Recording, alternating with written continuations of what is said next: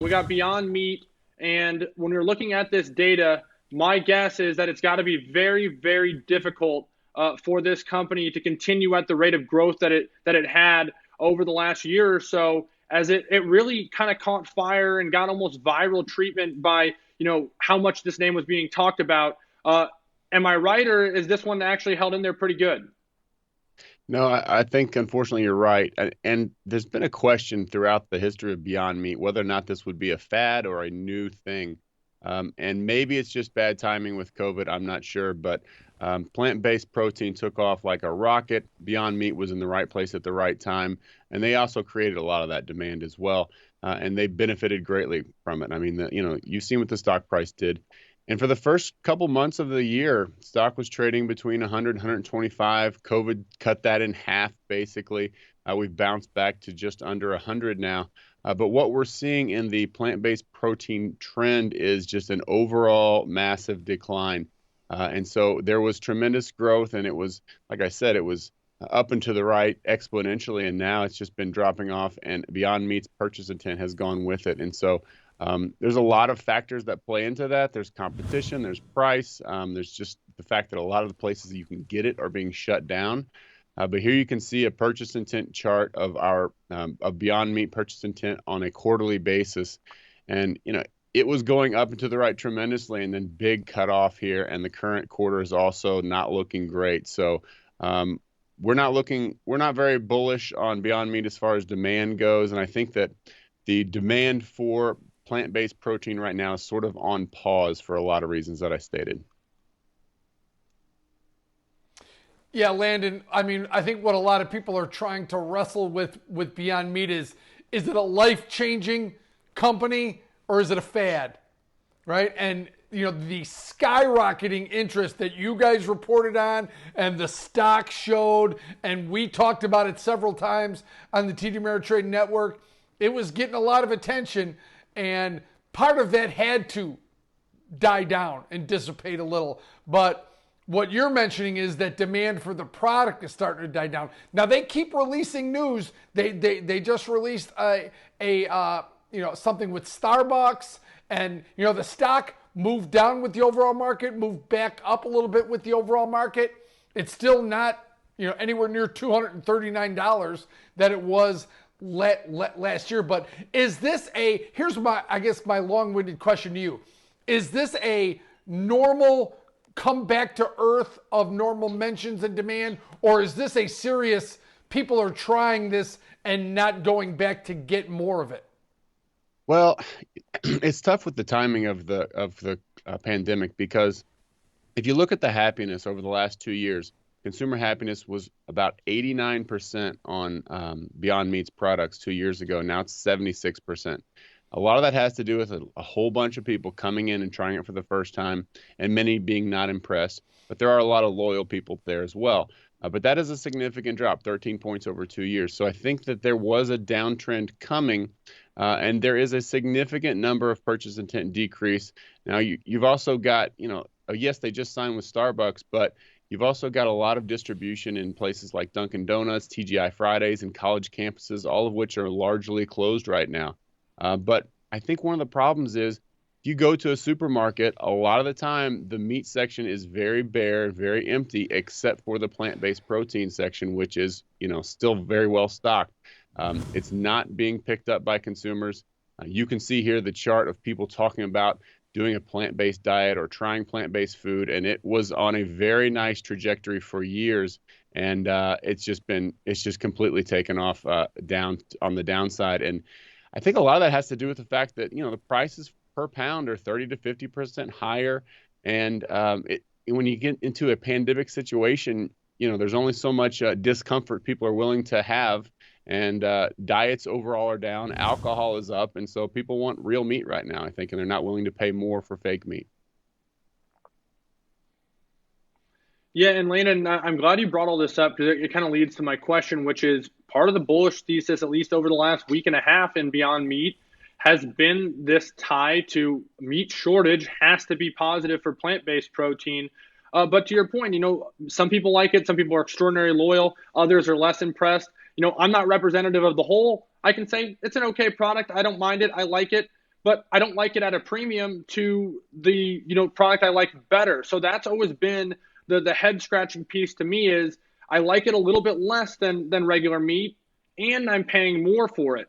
So when you have that it kind of working against you, I don't know what Beyond Meat's plan is down the road, if it's more sustainable, if it's going to be cheaper than regular meat ultimately. But right now, the fact of the matter is, to your point, it's 50% premium, and it's a less desirable product by a lot of people. But if there's not an alternative, if those meat shelves are a little bit barer right now than they typically are, out of necessity, are people going to shift buy these products and start adapting those type of diets? From what I hear right now, Landon, that's not the case. Yeah, I mean, it's going to come down to supply and demand. And yes, if the meat shelves are empty, then you may want to pick up some of the plant-based stuff if that's all you can get. But a lot of the shortages, and you read these things from Tyson Foods, a lot of the shortages have to do with the employee level. It's not really the fact that they're low on cattle or anything like that. It's just a capacity issue. Workers are getting sick.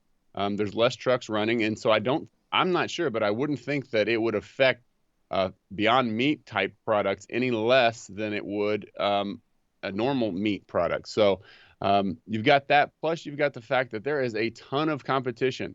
Beyond Meat is not the only game in town. Tyson, Nestle, Kellogg, Purdue, private labels like Kroger are getting in on the game. We track about 320 total companies in our universe, and we've got 16 plant-based products that are competing with Beyond Meat. So there is a ton of competition, and I would be shocked if prices don't drop drastically over the next year or two, and then they will be more in line with regular meat, and then it's going to be more of a preference issue where it's, am I vegan? Is this the right move for me? I think price is going to get out of it, and it's just going to come down to, can Beyond Meat sustain profitability at those lower prices? Because lower prices are definitely coming with the amount of competition that's coming into this. Kevin, one of the reasons Beyond Meat has been covered as often as it has across the TD Ameritrade network and other financial networks is simply because of the volatility of this name and the insane moves that we saw over a year and a half period in Beyond Meat's stock price. And if you look at the platform here that I have pulled up, I have an implied volatility study at the base of the platform, and you're going to see that this is one of the few stocks that even throughout this whole move, it didn't get to any, extraordinary relative levels of implied volatility that basically every name on the street really saw. You're going to see, this is one that, like other names, goes through peaks and valleys. And although it did hit a new high, at least over the last year in implied volatility, relative to its previous highs, awfully close. And so, Kevin, that's always been kind of, I think, the appeal, at least among the retail trader and investor, to Beyond Meat, was the extraordinary moves that were happening in this name on a daily basis.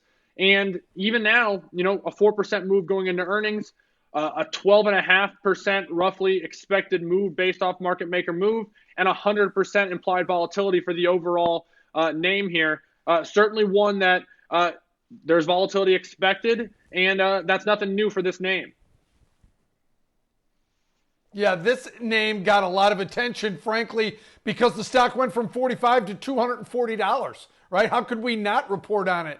It got a lot of headlines for that reason. But Landon touched on, I believe, what is the number one thing that Beyond Meat is struggling with, and I'll give you a little history lesson. Remember when hybrid cars came out?